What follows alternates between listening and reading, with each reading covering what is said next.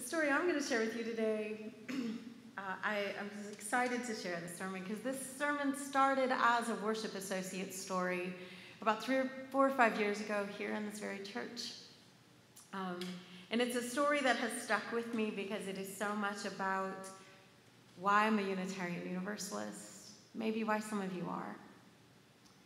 But the story starts with my sister April, my almost twin, who was 11 months younger than me. And she, my sister April, stopped believing in God when she was about 7 years old. I had known since we were in our 20s that she was an atheist, but we'd never really talked about when or how or why she stopped believing. But when I joined this church, she and her kids attended with me for a little while. And she said she liked going to a religious place where they didn't have to believe in a God or specific dogma. And that prompted me to say, well, when did you stop believing? And her answer surprised me because she said, I was about 7. And to be honest, I think when she was 7, she probably only had a vague notion of God anyway, developed in Sunday school and in the sermons at our Pentecostal churches in the South. And if someone had asked her when she was 7 about God, she probably would have said, God is a bearded man that lives in the sky, and Jesus is his son, and they all love us, and all the little children of the world. Which is not a bad theology for anyone, to center a God of love. But in the fall of 1982, the Superman movie, the iconic one with Christopher Reeve and Gene Hackman, aired on network television for the first time, and we got to watch it in our living room. And April loved that movie so much that she became convinced that Superman was real, just like Jesus. And she remembers stepping outside of our house when the credits rolled on the little TV screen, looking up at the sky and thinking to herself, oh, either Jesus or Superman are going to come out of the sky.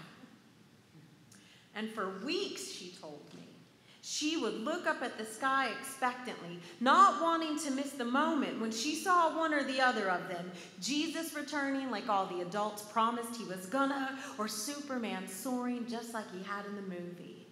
And she would look up at the clouds and the stars. She would look up at pauses at recess. For weeks, months, this actually went on. She kept up this little private vigil well into spring. And she knows it was spring because she said she stepped outside one morning when the daffodils were blooming. And she looked at the daffodils, and she looked up at the sky, and instead, though, of thinking, when are Jesus and Superman coming? She said there on that spring day, a new thought came. What if Jesus and Superman aren't coming? What if Jesus and Superman aren't real? And that little thought, that little kernel of what if, settled in her heart, and it unfolded into other questions in the coming days. And she began to think, well, if Jesus and Superman aren't real, what if God's not real? And if God's not real, what if everything that grown-ups tell me is just a made-up story? What if that little moment of doubt, of curiosity, it changed her entire little 7-year-old being? And she knows, she told me, that by the time she turned 8 and started 3rd grade, the only thing she was absolutely certain of anymore was that, yes, indeed, everything grown-ups told her was a story. And as small and as young as she was, she felt the truth of all of those questions she was carrying. And she knew, unlike Busy, who grew up in a church where questions were welcomed, we were raised in a culture where they were not. Doubt was not a thing that she could express. Asking, is God real, wasn't even a possibility she could say out loud to anyone in her life, but she held it there in her heart. she was old enough to go her own way and speak her own truths about what she knew.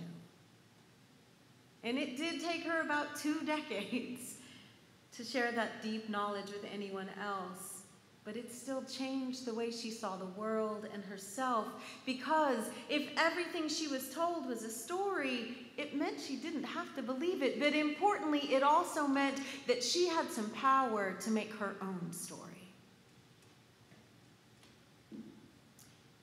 She told me, while telling me of her conversion to atheism, waiting for Jesus and Superman moment, that my sincere religious beliefs throughout our childhood and our adolescence baffled her. She said she had so many questions that couldn't or wouldn't be answered in our church and by our families, and didn't I have those questions too? Wasn't I frustrated with how little we were allowed to ask, to doubt, to grow? And while the fact is that I was an absolute sincere believer in Jesus and God throughout my early adolescence, I was also frustrated with those same restrictions, because the religion of my childhood as I experienced it left no room for curiosity and metaphors, which are 2 of my favorite things since I learned to read. There were no room for what ifs in a theology that said there is only one right answer. And while my sister had that flashing moment of clarity looking up at the sky on that spring day, my what-ifs unfolded a little more slowly. A gradual process of questioning and finding no answers, and a dawning realization that what I had been told was absolute truth actually was left no room for new truths that I was discovering about myself and the world.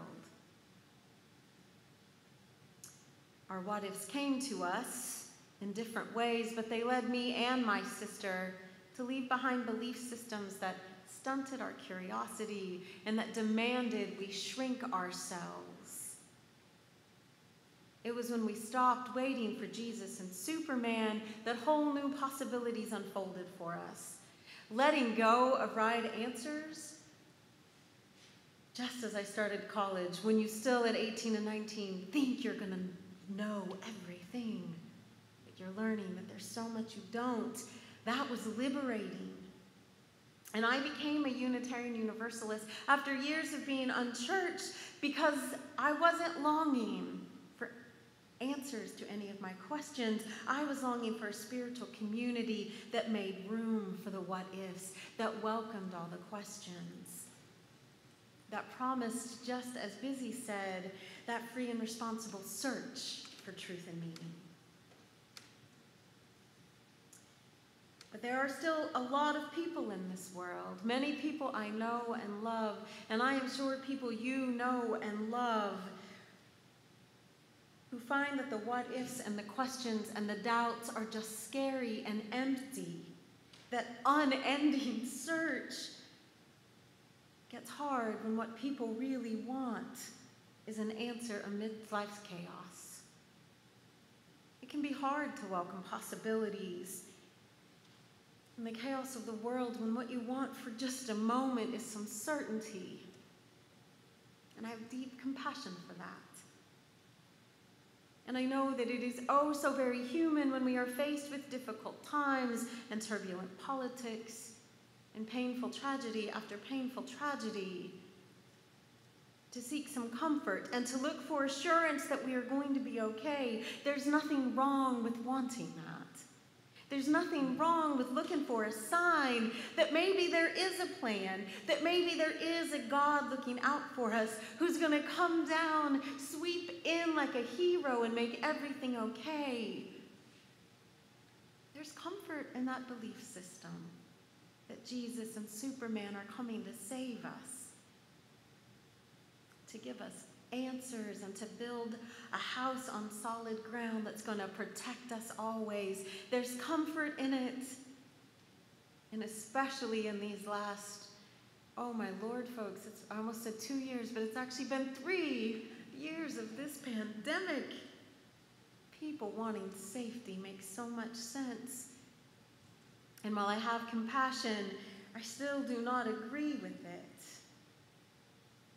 Because because the truth is Jesus and Superman aren't coming. They are just stories, and the world is actually always shifting under our feet. And I think it is one of the reasons that we as humans are so afraid of change, because we know on some primordial level, deep in our bodies, where we don't even have language for it, we are aware that the earth is always moving. It's rotating on its axis, revolving around the sun, and there is no solid ground. All we have are plates shifting on molten magma. And yes, that can be so terrifying, to think that maybe we are alone without answers in the vastness of space. And I think part of why we long for certainty is because we sense that we are just specks of stardust and that we have fleeting time. And we struggle to make sense of it. And so we have told stories throughout the millennia that we humans have existed, stories that help us make sense of the ever-shifting, changing world. And some of those stories have said, here is the answer. Hold on to it. Jesus is coming. Superman is real. But they're just one story. We have others. British novelist Jeanette Winterson once wrote that stories are what we tell ourselves to make ourselves come true. And if the story we tell is that there is a God and that God does have a plan and that all we have to do is accept it and know that a Savior is coming and we just have to be silent and wait, then what we make come true about ourselves as a people is that we are powerless. And the flip side of that coin is we make come true that we are the ones God will save and we don't have to worry about anyone else. And that is a theology that many hold, that God has a right plan for a few of us. And that is a harmful theology. It is a life-limiting one.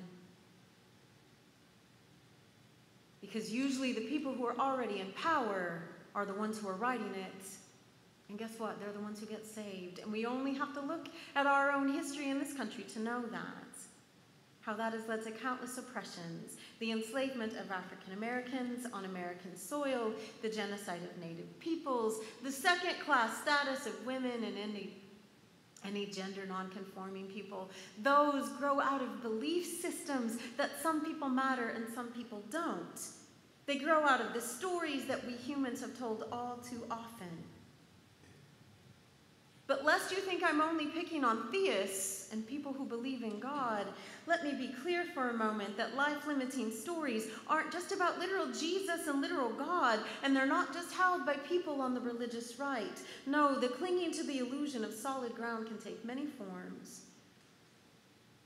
And what I have discovered and will confess to you as a white, progressive, middle-class, cis woman is that I have found myself clinging all too often to the surety of my own positions, the absolute belief in the righteous stance of the path that I'm on. And in those moments, what I have found is that I am reflexively resisting ideas and different possibilities is that is my way of waiting for Jesus and Superman. Because when I do that and think that I am right and have all the answers, I've closed myself off to questions and possibilities. And I need them. We need the questions because they keep reminding us to ask how we too have built solid ground on illusion.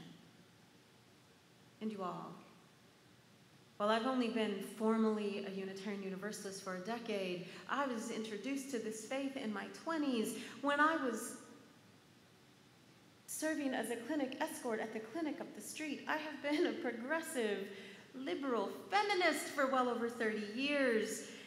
And I'm committed to this faith movement. I'm committed to people who are willing to say oppression needs to change, that what we have doesn't work. I am committed to that. I am sure about it. But where I need to correct myself is when I think that I am the only one that knows the way to dismantle that oppression, that my way to liberation is the only one. I think I am better in my beliefs than others. It's that hubris Busy talked about in her story she discovered when she was a teenager. We have it in us, and we cannot cast stones at the people waiting for Jesus and Superman when the fact is all too often we, progressive people on the religious liberal movement, aren't waiting for Jesus and Superman, but instead we show up as if we are Jesus and Superman. We think we have the answers, and we cut ourselves off from the possibilities of questions that lead us into deeper relationship with the people that we need to be working with. Aboriginal activists from Australia in the 1970s, who were led by Layla Watson, articulated this best when they said, "If you have come to save me, you are wasting your time. But if you've come because you know that your salvation is tied together with mine, then let us work together." It isn't our job to save the world. It isn't our job to save other people. It is our job to be in solidarity with people, because this planet, this life, this precious breath that connects us to the divine is for all of us. We have to work together. The possibilities of our faith movement shine at me. They are part of why I entered ministry, because I think, what if we really lived as Unitarian Universalists in solidarity with everyone we encounter? What if we stopped waiting for Jesus and Superman? What if we stopped being them? What if we show up in our congregations and our communities with more curiosity and humility? What if we accept that we don't have all the answers, that we will never have all the answers? And what if there is a different way of being in the world that we haven't even imagined yet? And what if someone else is imagining those possibilities? What if they're working to make it real and they need us to show up as our whole authentic selves to work with them? What if we show up not as saviors, but as collaborators and co-conspirators? What if we recognize and witness that the violence in our system hurts our bodies, but my friends, it also hurts our spirits and our souls? And what if we, in working towards our collective liberation, start to tell new stories about who we are and how we can be? It's humbling to say, I don't know. It's scary to not have the answers. It's frightening to be told we might be in the wrong when we have good intentions that fall short. But can we not, as a people committed to love, who center love and relationship and covenant, can we work together to be as brave as a little 7-year-old girl whose entire world got shifted, and embrace that she was going to have to tell new stories and find people who could help her make those stories come true? I invite us all to think about that little girl, to hold her in our hearts, and together to let us all become her.